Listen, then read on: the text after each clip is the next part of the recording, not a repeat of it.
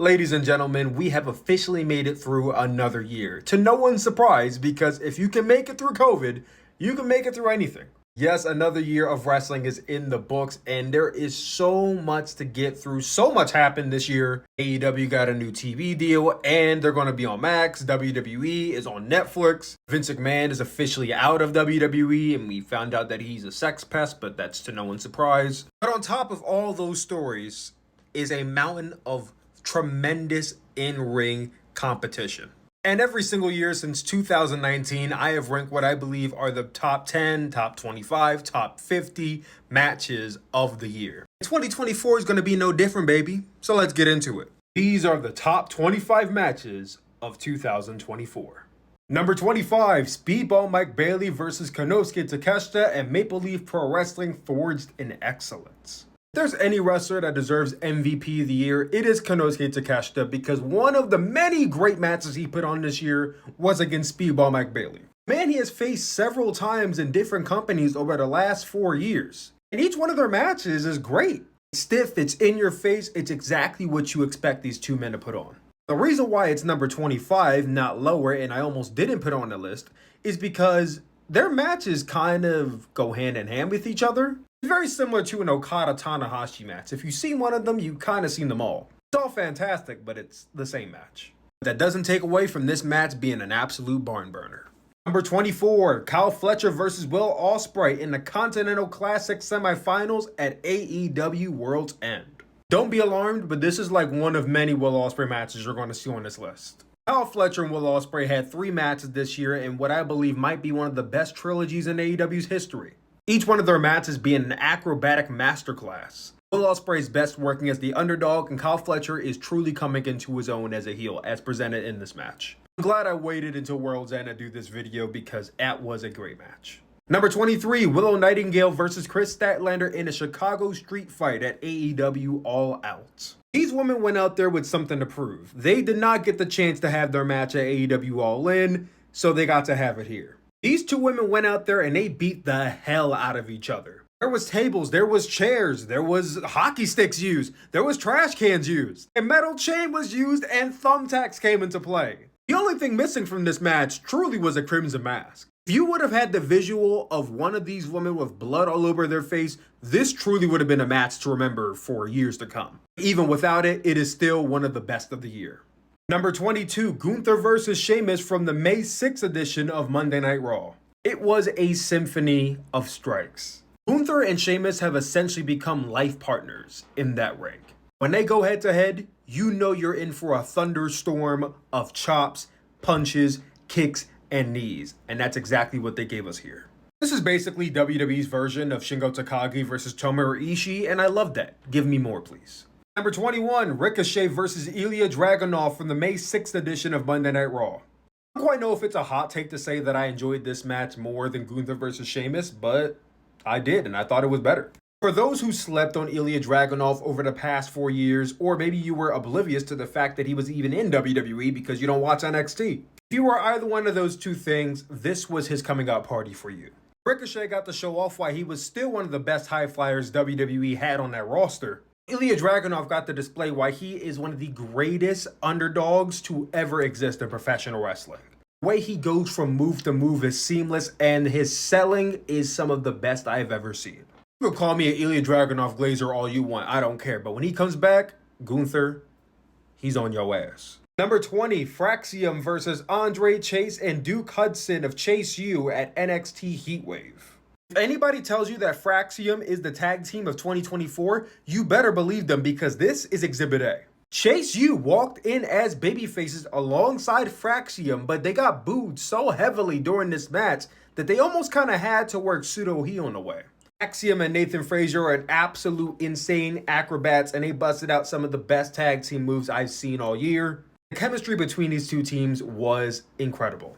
On January 1st, 2025, any baby born after that point will be a part of Generation Beta.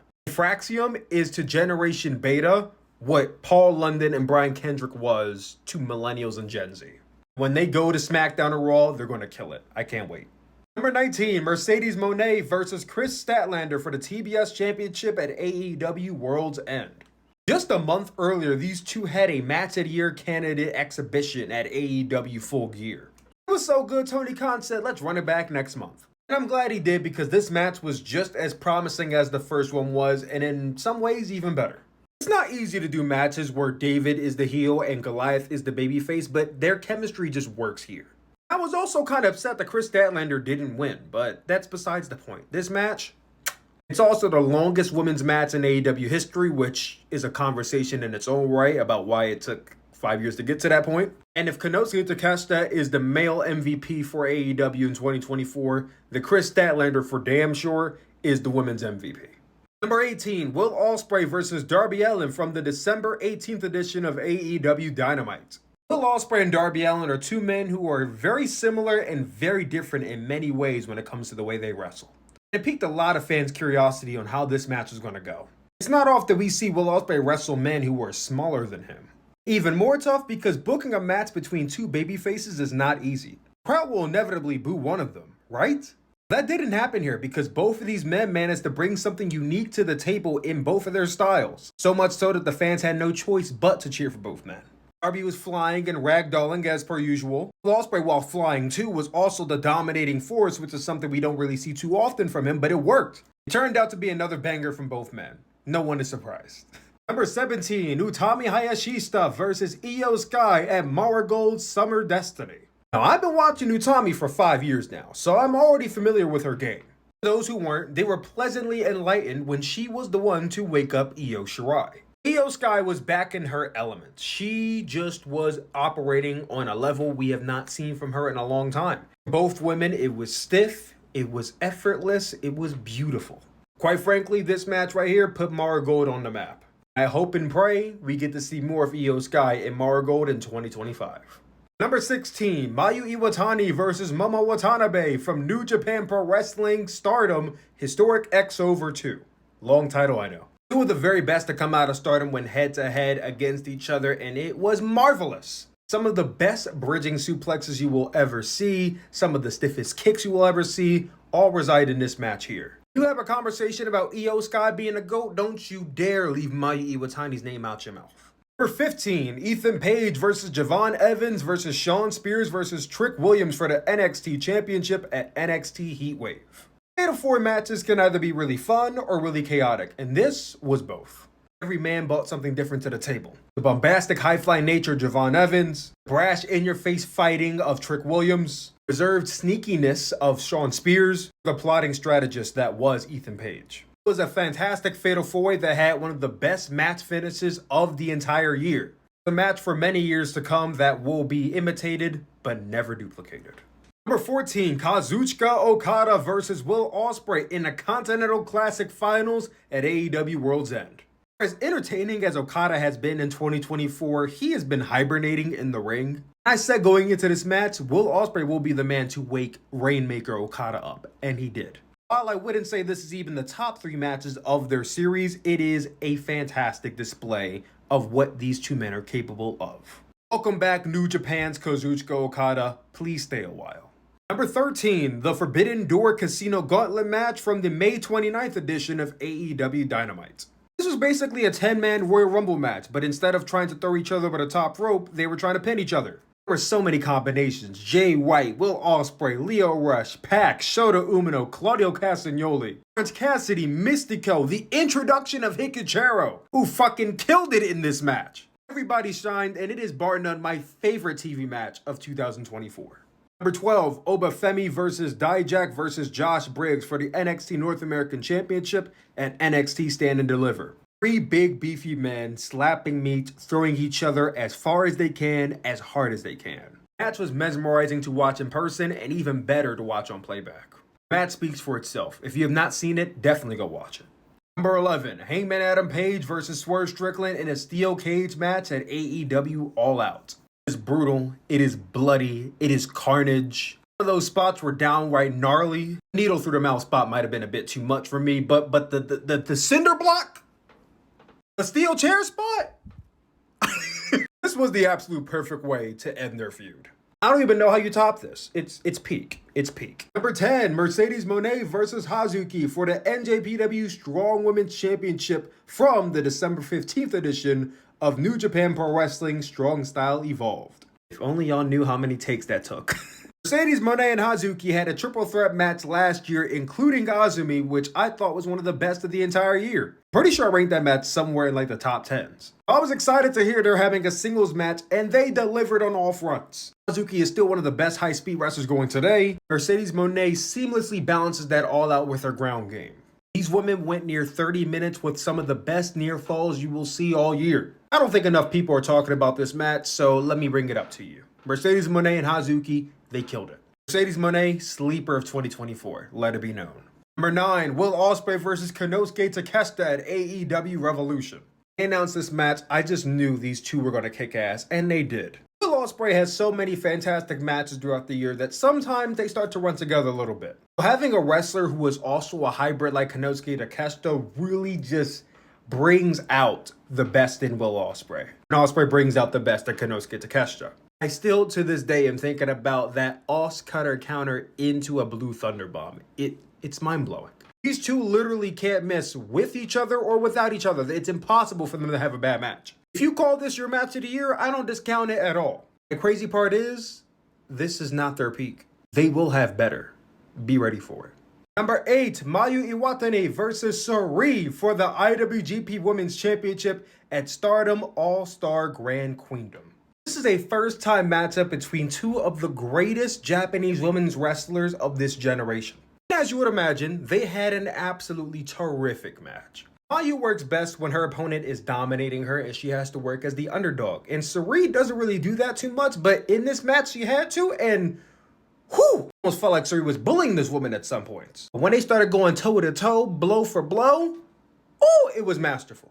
If you have not seen this match, go watch it. It is on YouTube right now, and it is the best women's match of the entire year, unequivocally, without question. Number 7, Zack Sabre Jr. versus Bryan Danielson at New Japan Pro Wrestling's New Beginning in Osaka.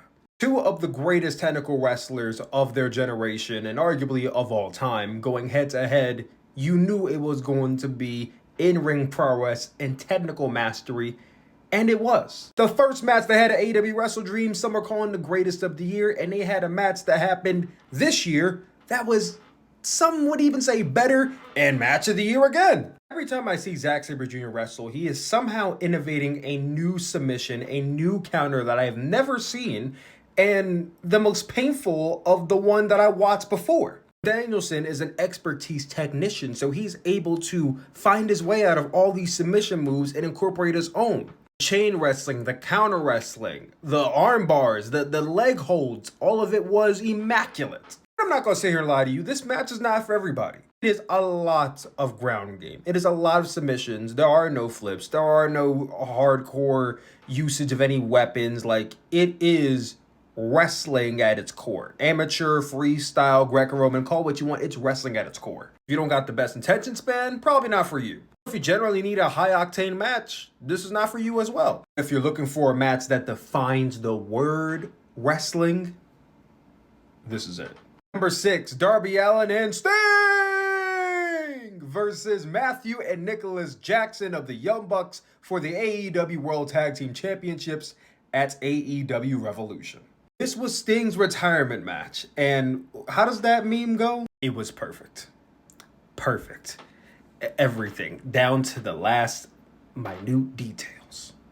Or maybe not perfect. Darby Allin almost dying several times during this match is not ideal for me. I don't like fearing for another wrestler's life, but I've come to terms with that when I watch a Darby Allin match. Sting, albeit still great, is not at his peak performance. That's not what makes it perfect. What makes it perfect is Sting in his element. His sons dressing up as older iterations of Sting for his entrance. Them coming in to assist him in this match. Sting bouncing back from every single thing the Young Bucks would throw at him. Sting giving his battle cries.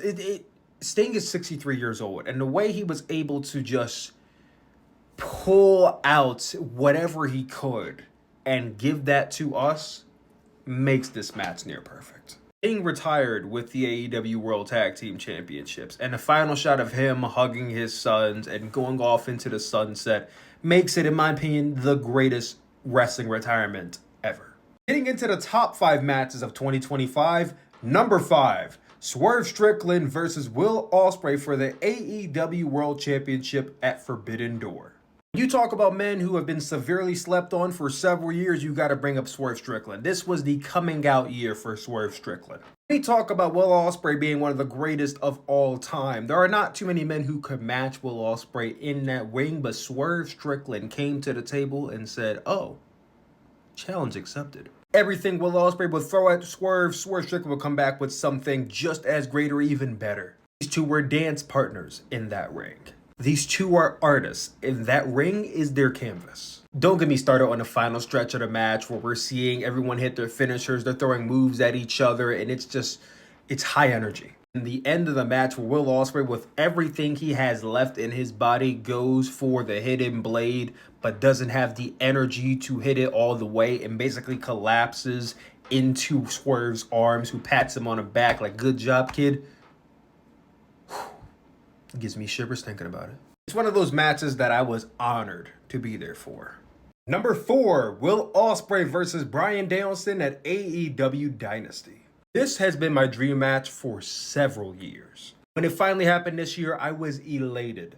Not only did it deliver, but it exceeded expectations. Many are calling it the greatest match of all time, and I wouldn't go that far. I understand why they said that. It was... I'm running out of words to use. It's everything you could ask for and more from Will Ospreay and Bryan Danielson. Two men with vastly different move sets coming together to create magic. The only reason this match does not end up being number 1 is because there are 3 matches that I believe tell a better story. Or as terrific as it is in the ring, it doesn't really have much of a story going into it or coming out of it. It's a dream match, and I'm happy that it happened, but let's get into the top 3 matches. Number 3, Roman Reigns versus Cody Rhodes for the undisputed WWE Universal Championship at WrestleMania 40 Sunday. I was there in person for what many call to this day the Avengers endgame of WWE. If WrestleMania 39 was Infinity War, then this had to be endgame. These two were having a back and forth great match. Then comes Jimmy Uso. He's wiped out by Jey Uso, which makes a lot of sense, but then... right when Cody's about to win, here comes Solo Sikoa. And out for the save came John Cena, who popped me 25 million total views this year. Thank you, John Cena, for coming out on cue when I told you to. Then The Rock comes out, and then Seth Rollins comes out, then The Undertaker comes out. I know it wasn't Stone Cold, but still The Undertaker. Cody Rhodes finally hits the trifecta of crossroads onto Roman Reigns to become the new Universal Champion and finish his story. This match is the absolute personification of you had to be there. Now, for the simple fact that I think without all the interferences, the WrestleMania 39 match was better, I couldn't put it at number 2 or number 1. But a match that is number 2, CM Punk versus Drew McIntyre in Hell in a Cell at WWE Bad Blood. No, I'm not talking about Taylor Swift. I'm talking about 2 men who hated each other, going hand for hand, blow for blow, blood for blood in a Hell in a Cell match. These 2 men never left the cell. They didn't have to. Because the weapons that ensued, the fight that ensued, the gnarly spots that ensued, it's like they kept it simple while at the same time making it vast. CM Punk bled some. Drew McIntyre bled a lot, and that added so much. Drew McIntyre dumping a bag of bracelet beads onto CM Punk was perfect. Nasty spot where Drew McIntyre misses the Claymore and his back collides with the steel steps is just it. The match is simply WWE's magnum opus. But now, let's get into number 1. The best match of 2024 is Swerve Strickland versus Bryan Danielson for the AEW World Championship at AEW All In London. This match was absolute poetry. Swerve Strickland did not have to resort to cheating to be a dastardly villainous heel. Bryan Danielson is one of the greatest underdogs in wrestling history.